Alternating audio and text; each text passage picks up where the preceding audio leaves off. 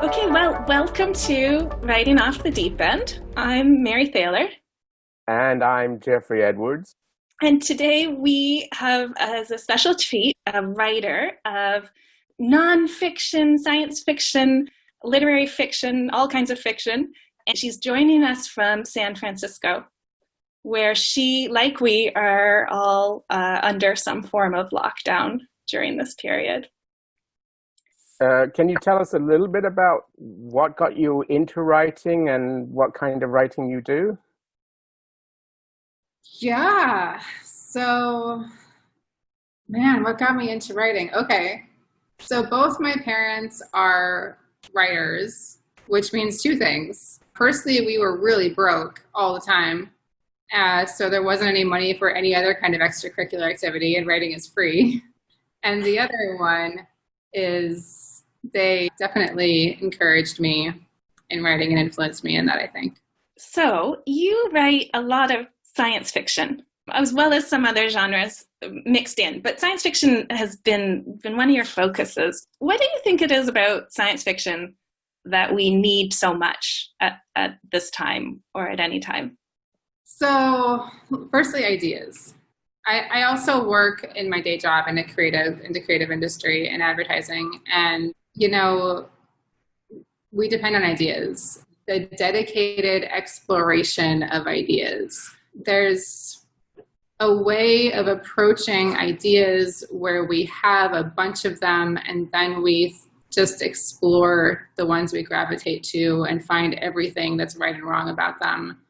And I think the best science fiction does that and the best creative work. So you also write science reporting as well, right? I have done science journalism in the geosciences. I have been pretty involved with the paleontology community. One of the projects I'm most proud of in that was a conference called SVP. It's the Society of Vertebrate Paleontology. And one of my friends who's a paleontologist in that field had suggested we do a diversity photo shoot of paleontologists from diverse backgrounds because there's this common media image of the paleontologist who just looks like the guy from Jurassic Park. There are guys who look like that, but it's certainly not all of them, and that's not the direction that it's moving either. That field is growing very fast. The people who are coming into it now are from much, much more diverse backgrounds. So we thought, let's do a photo shoot of the people who are in this community. So we did that, and we got a lot of really positive response and enthusiasm. And it actually led to even more press for them. And I got to interview them in depth, a little bit like you guys are doing to me now. And this leaks through into your fiction writing too, right? So one of my science fiction short stories is called A Layer Thin as Breath. The main character in that story is an exopaleontologist, but I was fascinated with the idea of exopaleontology as a science fictional idea of, if you're going to go looking for life on other planets, what about fossils on other planets? One thing that comes up in the story actually is something that will be very familiar to paleontologists, which is main character is afraid briefly that this alien thinks that she's actually an exoarchaeologist. And of course, paleontologists are always getting mistaken for archaeologists, and it's something that all of them have experienced. The wonderful thing about that story is it's about bridging to the other, reaching out and understanding someone who's really different from us. And I think that's something you've come back to a lot in your different kinds of writing. It's definitely a topic that fascinates me. I mean, I'm a communication professional in my day job as well. So communication is something that I find just an endlessly fascinating topic. Another piece of that story, it was this idea, how would you design an interface for someone you literally knew nothing about, an alien? You don't know what kind of planet it's going to. Are they going to breathe oxygen? Are they going to have hands? How can you possibly design anything for them at all, not knowing anything except that they could possibly use this tool? My husband, of course, is a user interface designer, so he helped me hash this out. I ended up coming up with a collection of ideas that's turned into principles for this. If you're starting with the assumption that, okay, well, they're a user, and thinking about all of the different species just that we know of that are tool users, crows and elephants and dolphins and octopuses. Like, what do we know about these animals? What do they have in common? What don't they have in common? Just do a bit of an exploration of that. And there's so many fascinating ways that they have communicating with each other that we totally haven't cracked yet. Thinking about frequencies. So in the story, there's this sort of calibration sequence that the alien goes through with her to try and figure out how she communicates.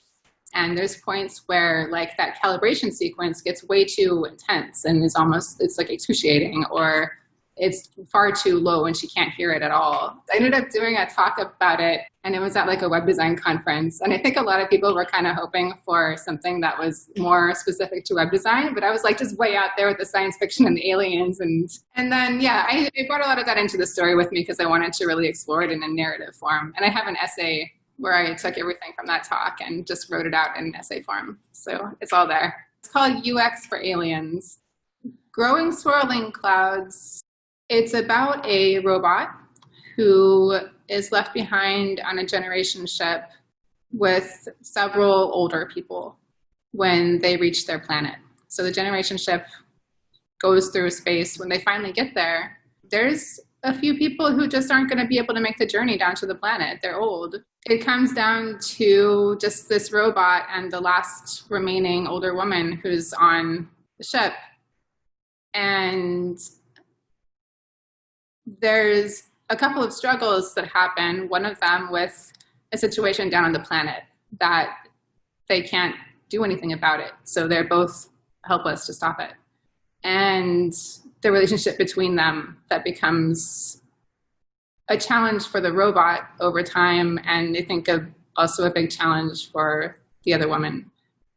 I've been fascinated with the idea of a generation ship since I was a kid, actually. Like the very first time I ever tried to write a novel, I was like 13, and it was about a girl who had grown up on a generation ship.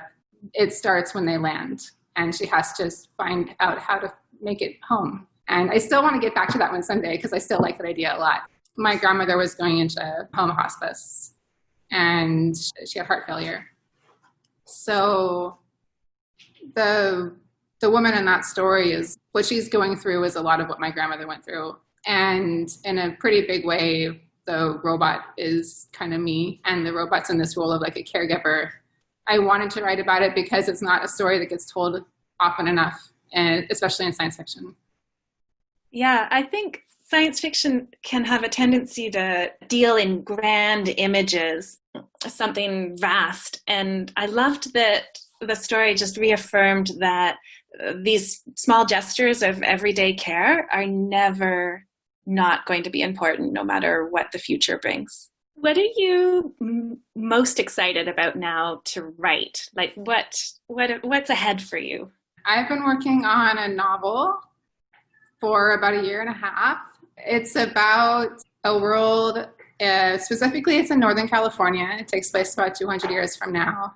And in this world, the relationship between humanity and nature got worse, and we broke up. There's the city-states that everyone lives in that are walled city-states. And then there's the nature outside of the city-states where no one's allowed to go, and it's all managed by a networked drone intelligence, like a big AI. And the only people who can go there are called rangers, and people who they accompany for scientific research. So my main character is a ranger, and she's on a mission to go after a trespasser. But the idea of an AI that manages the wilderness, it feels so much like a nature spirit or a nature deity to me that we could actually make. So a kind of artificial Gaia. Yeah, that's an idea that is certainly like fascinating to me. So I was raised by neo-pagans and like earth religion. So the idea of nature having this consciousness is something that goes all the way, literally all the way back for me. And playing with it in a science fictional context has been a lot of fun. But the most interesting thing about this book for me has been the research that I've done for it. I started off with this idea of like, oh, well, what if we didn't allow people in nature anymore and had drones manage it and like all our food was wildcrafted? In order to find out this information, I'm looking at these books of indigenous foodways and learning all about the incredible amount of work that indigenous people put into the landscape that I've spent almost my entire life in for like 12,000 years to create this incredibly rich and diverse food yielding landscape. It was a total revelation. Like I had heard that there was indigenous land management in California, but I had no idea what the extent of it was. The science fictional way that I'd imagined for the future fell short of what it actually had been before colonization. Like there's stories of flocks of geese that darken the sky and grizzly bears flocking around whale carcasses on the beach by like the dozens. And it was like, I couldn't believe how short my imagination was of just what we'd lost in California. And it was an absolute revelation and honestly like really heartbreaking, and trying to address that in my book and trying to work in all of that indigenous history without cultural appropriation. So that my utopia, the more I researched it, became a dystopia. What you said earlier about why science fiction gives us ideas and it gives us scope to explore the ideas. Yes, absolutely. Yeah. Scope. I like that. Thank you, Thea. We really appreciate you being here to talk with us. Thank you. That's been wonderful. So I hope you enjoyed this episode, and don't forget to subscribe to hear more. We're going to be doing some episodes focusing on genres. Yeah, so we both write historical fiction. Mm-hmm. We've done different things with historical fiction. So we've done, 19th century, but we've done earlier periods as well. So, or 20th century. So yeah, we're going to talk about some of the work that goes into this particular kind of writing. Okay. So we're looking forward to seeing you again. And thanks for watching. Bye-bye.